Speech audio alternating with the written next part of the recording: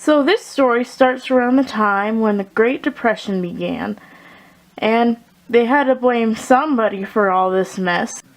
So they blamed their president, Herbert Hoover.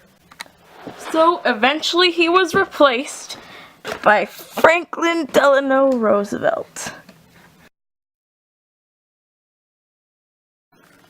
FDR could obviously see that there was trouble going on, and he wanted to do something to change it. And then he came up with a great idea.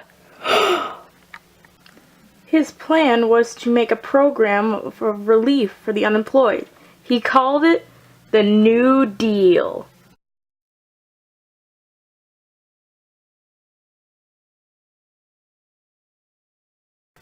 It's perfect. Banks have been failing since the Great Depression started. So on March 5th, 1933, to prevent a total collapse of the banks, FDR proposed a bank holiday where all banks were closed for a temporary amount of time. Once the holiday was over, 3 out of 4 of the banks in America were reopened. To prevent something like this happening again, FDR set up the Federal Deposit Insurance Corporation to insure saving accounts up to $5,000 against bank failures. After helping the banks, the next thing on FDR's bucket list was helping the unemployed. The first job program that FDR created was the Civilian Conservation Corps, or the CCC.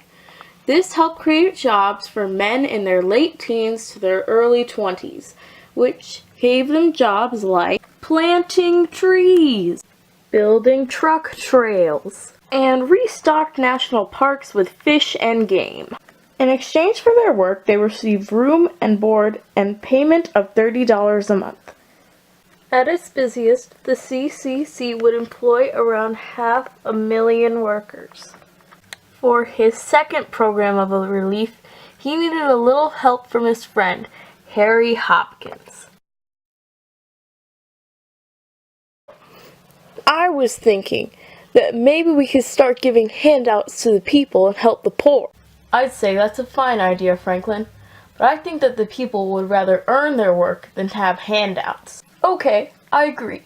If you can make 4 million jobs in 30 days, you have yourself a deal. So Hopkins left, and 30 days later he came back and had created 4,264,000 jobs. And the jobs that Hopkins had created made up the Civil Works Administration, which was the second job program.